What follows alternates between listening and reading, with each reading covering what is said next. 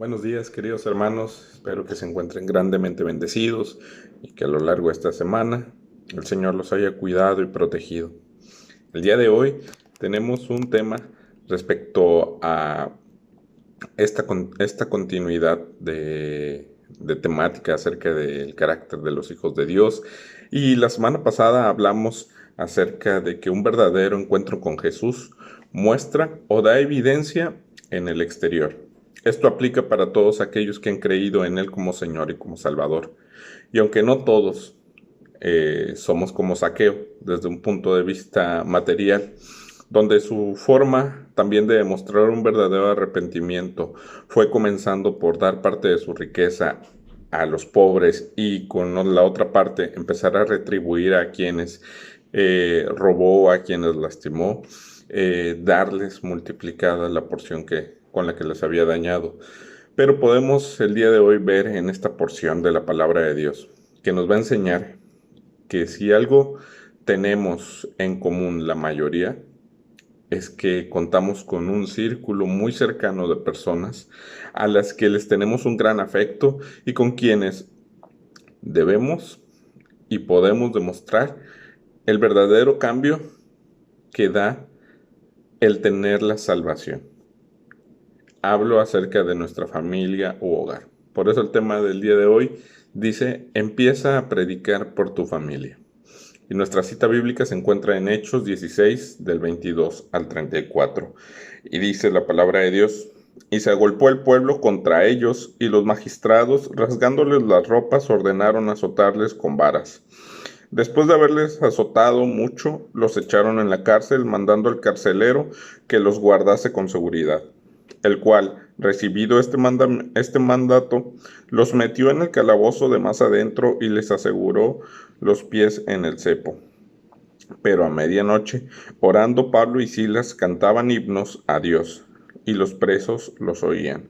Entonces sobrevino de repente un gran terremoto, de tal manera que los cimientos de la cárcel se sacudían, y al instante se abrieron todas las puertas y las cadenas de todos se soltaron. Despertando el carcelero y viendo abiertas las puertas de la cárcel, sacó la espada y se iba a matar, pensando que los presos habían huido. Mas Pablo clamó a gran voz, diciendo: no te hagas ningún mal, pues todos estamos aquí. Él entonces, pidiendo luz, se precipitó adentro, y temblando se postró a los pies de Pablo y de Silas, y sacándolos les dijo: señores, ¿qué debo hacer para ser salvo? Ellos dijeron: cree en el Señor Jesucristo y serás salvo tú y tu casa. Y le hablaron la palabra del Señor a él y a todos los que estaban en su casa. Y él, tomándolos en aquella misma hora de la noche, les lavó las heridas y enseguida se bautizó, él con todos los suyos. Y llevándolos a su casa, les puso mesa y se regocijó con toda su casa de haber creído a Dios. Entrando en el contexto de esta situación de Pablo y Silas, podemos ver que ellos habían comenzado ya su segundo viaje misionero y que en este momento ellos están en una estancia en Filipos, donde tuvieron una persecución y donde tuvieron esta agresión por predicar el evangelio. Y pues, de acuerdo a lo que sucedió en este pasaje, es que ellos iban de camino a la oración cuando en su camino se atravesó una joven, la cual tenía un espíritu de adivinación. Y esta joven le pertenecía a otras personas, las cuales lucraban con ese talento o con ese poder que ella tenía, y pues era la forma en que ellos obtenían ganancia. Pero esta muchacha iba detrás de Pablo y de Silas y iba pregonando o repitiendo esta frase: estos hombres son siervos del Dios Altísimo, quienes os anuncian el camino de salvación. Y dice que la palabra de Dios que esto lo hizo por muchos días, y desagradando a Pablo, este se volvió y dijo al espíritu: te mando en el nombre de Jesucristo que salgas de ella. Y salió en aquella misma hora. Esta situación les trajo problemas, pues los amos de esta joven se dieron cuenta de que ahora su ingreso ya no iba a poder ser porque ella ya no tenía ese poder y ellos ya no tendrían dinero, por lo cual los tomaron y fueron llevados ante el foro y las autoridades por toda esta situación.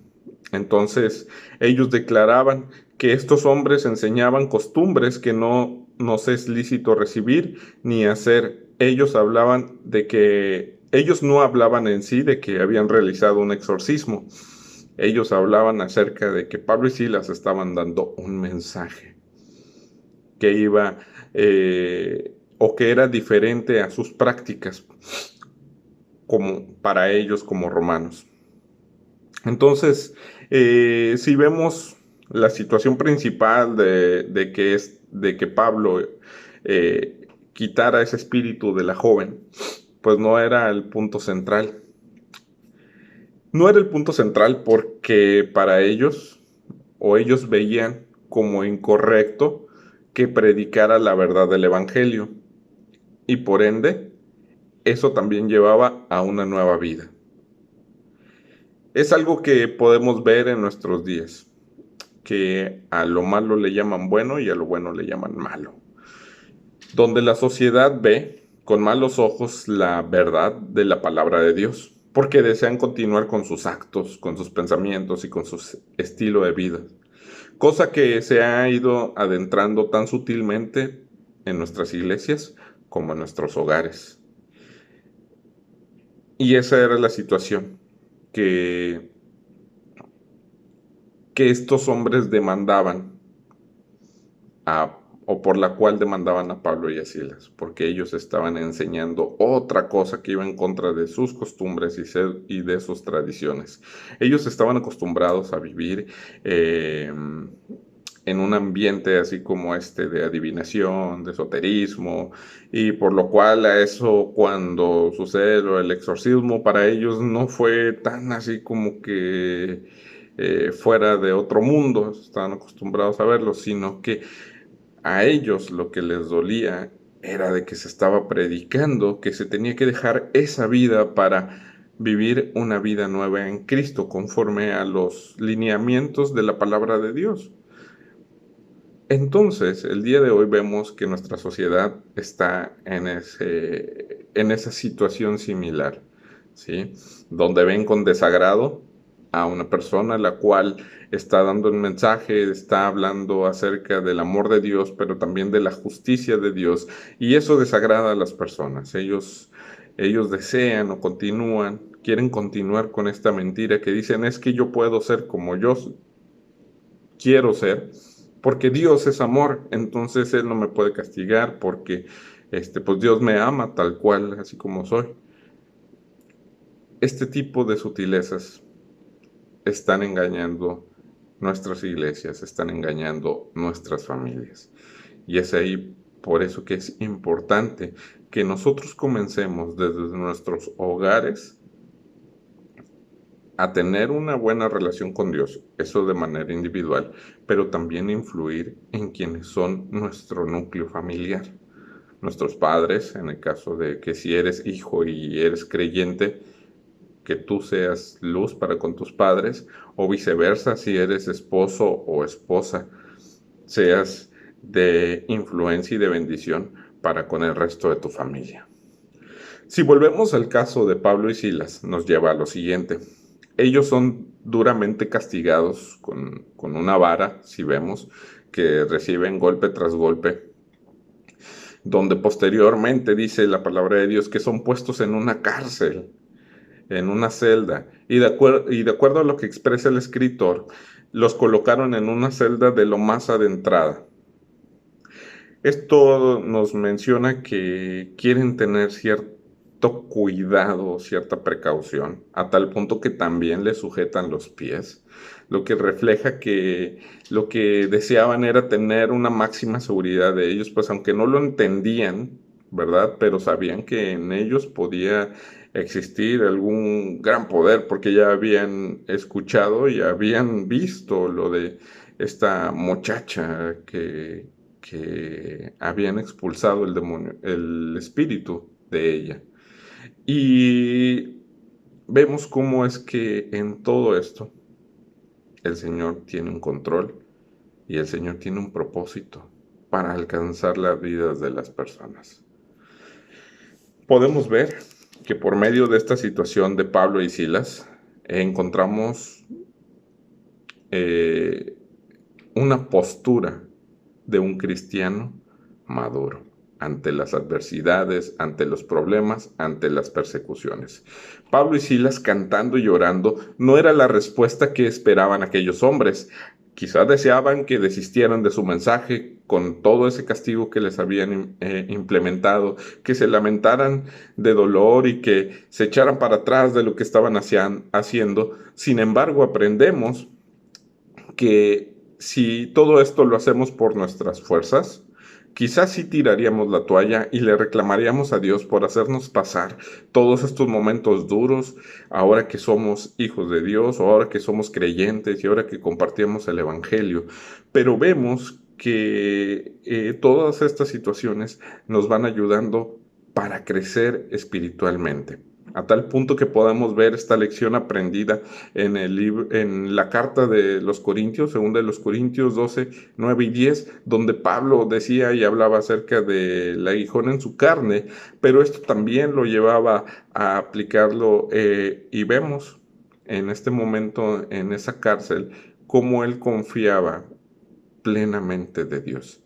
Y la palabra dice así, y me ha dicho, bástate mi gracia, porque mi poder se perfecciona en la debilidad. Por lo tanto, de buena gana me gloriaré más bien en mis debilidades, para que repose sobre mí el poder de Cristo. Por lo cual, por amor a Cristo, me gozo en las debilidades, en afrentas, en necesidades, en persecuciones, en angustia, porque cuando soy débil, entonces soy fuerte. Si vemos cómo concluye el versículo 9, dice, para que repose sobre mí el poder de Cristo. Como veíamos, si fuera por nuestras fuerzas, quizá nosotros en todos estos, en persecuciones, momentos difíciles, enfermedad, angustias, estaríamos tirando la toalla y estuviéramos diciendo, Señor, ¿por qué a mí? Sin embargo, vemos que Dios es quien da la fortaleza, Él es quien da el poder, pero debemos permitir que esto suceda en nuestra vida. Debemos confiar en Dios de tal manera que esa influencia o ese cambio nos dé esa confianza de solamente depender de Cristo. Pablo lo veía, Pablo lo sentía, Pablo lo vivía y de esa misma forma lo estaba transmitiendo ahí en la cárcel, cantando y orando a Dios. Y dice la palabra que los demás presos los oían. Las oraciones e himnos que decían repercutían en aquella cárcel a tal forma que todos los prisioneros que estaban ahí escuchaban, estaban teniendo conocimiento del mensaje de Cristo. Sí, aquellos prisioneros que aún estando en sus peores condiciones y siendo castigados, privados de la libertad, limitados de muchas cosas, viviendo incluso a lo mejor precariamente, y los guardias que estaban en esa cárcel al cuidado de ellos, escuchaban ese mensaje de libertad a los oprimidos que liberaba corazones y vidas de las cadenas del pecado, yendo más aún de aquellas cadenas que ellos tenían de metal o de hierro.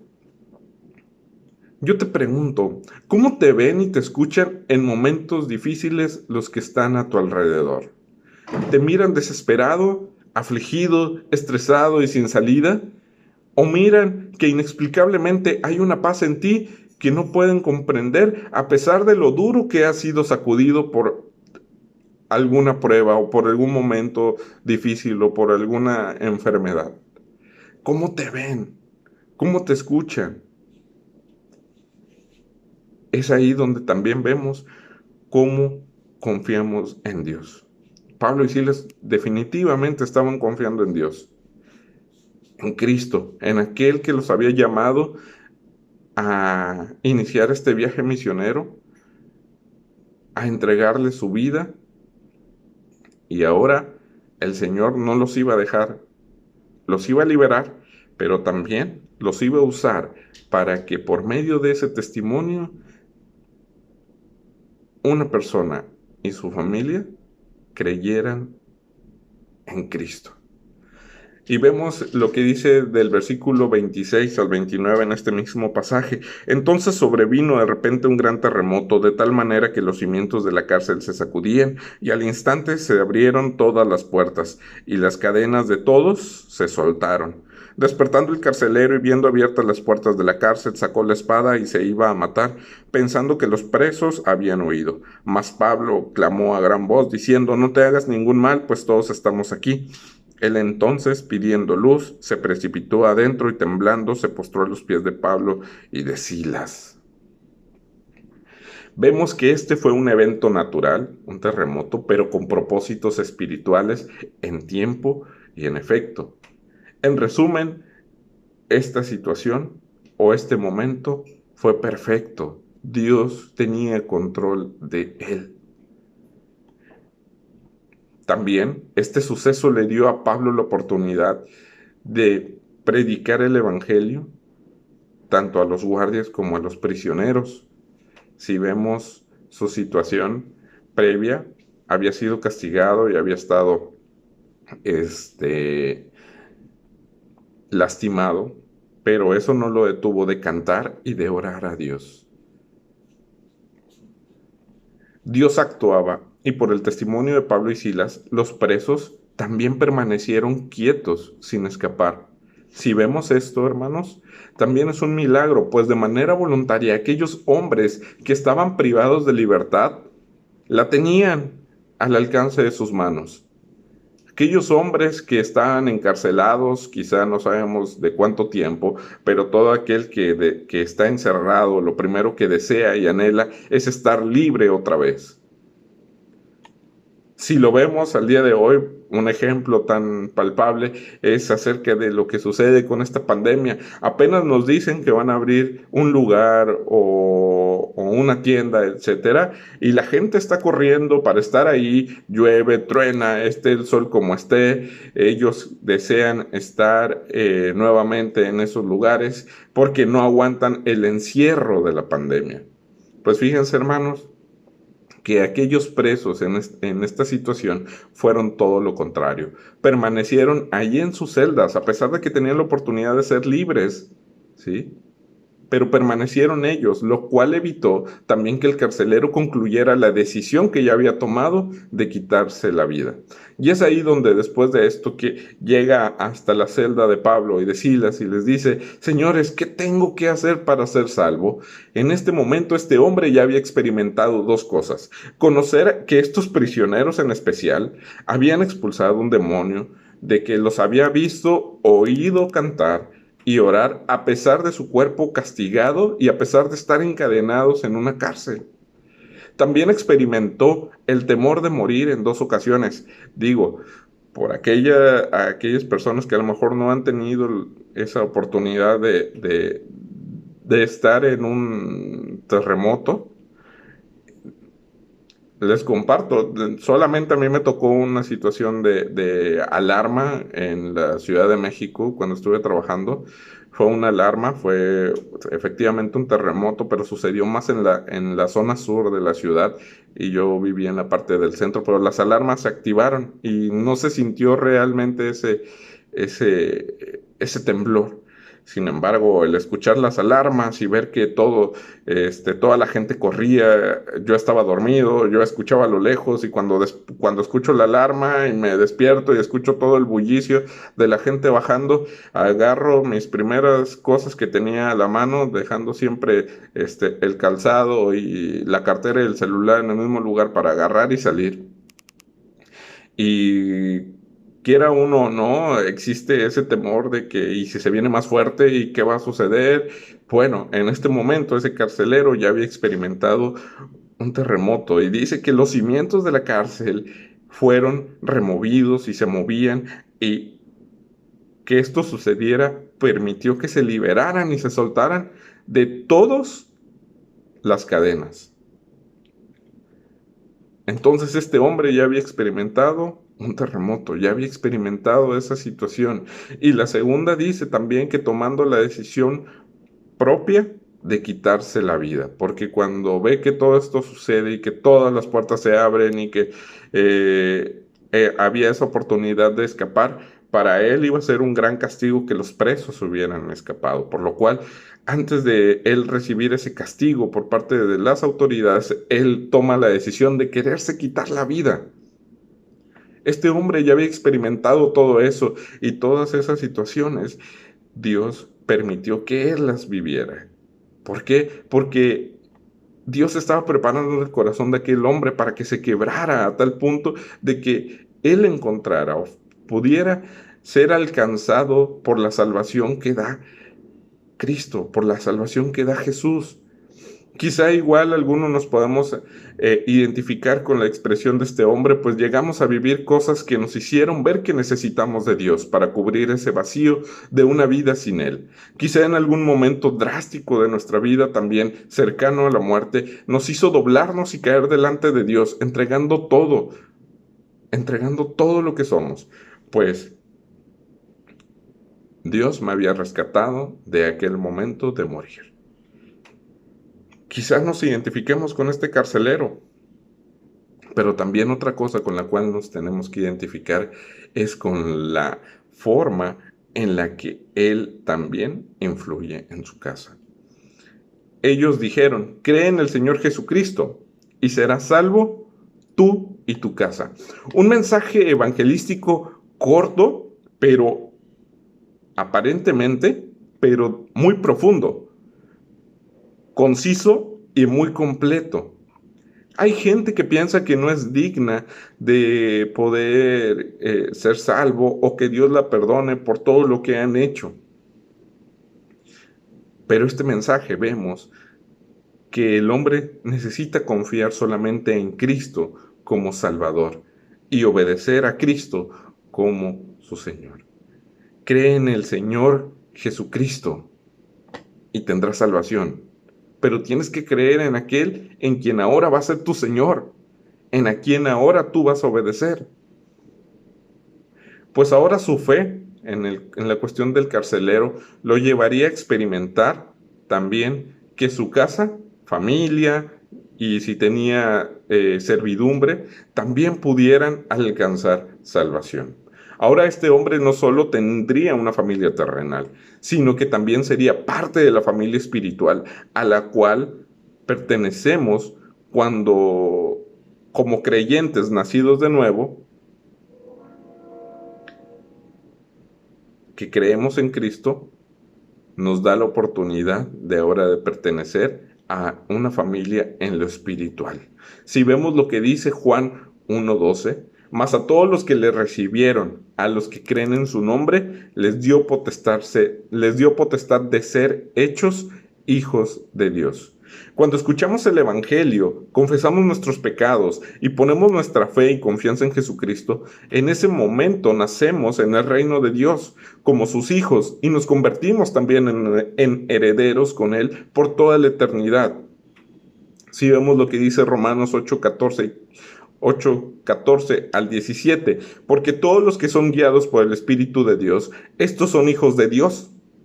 Los que son guiados por el Espíritu de Dios, dice que son hechos, estos son hijos de Dios. Pues no habéis recibido espíritu de esclavitud para estar otra vez en temor, sino que habéis recibido el espíritu de adopción, por el cual clamamos, Abba, Padre. El Espíritu mismo da testimonio a nuestro espíritu que somos hijos de Dios. Y si hijos, también herederos de Dios y coherederos con Cristo, si es que padecemos juntamente con Él, para que juntamente con Él seamos glorificados. Entonces, ahora este carcelero y su familia, no solamente en su núcleo terrenal, familiar, iban a tener un lazo, ahora iba a existir un lazo espiritual. Ahora iban a pertenecer a la misma familia a la que pertenecían Pablo y Silas, a la familia de Dios. Ahora iban a ser hechos también hijos de Dios, por creer solamente en Cristo como Salvador y como Señor de sus vidas. Actualmente, quizá, algunos de los que estén escuchando este mensaje sean los únicos de su familia que asistan a la iglesia. que se reúnan con la familia de la fe. Pero el resto de su hogar o familia no se han acercado, no han querido escuchar, no han entregado su vida a Dios. Y deseo que puedas analizar conmigo lo siguiente. ¿Cuándo fue la última vez que te dijeron esta frase? ¿Y eso que tú eres cristiano? O alguna frase similar con un tono despectivo donde te reprochan tu fe contra tus acciones o contra tus palabras. Si fue hace mucho que te lo dijeron, le doy gracias a Dios porque entonces has estado dando un testimonio de esa nueva vida que hay en Cristo, donde has permitido que el Espíritu Santo obre y transforme tu manera de pensar, cambie tus hábitos, cambie tu manera de hablar y todo eso se refleje y tu familia lo vea. Pero si hace poco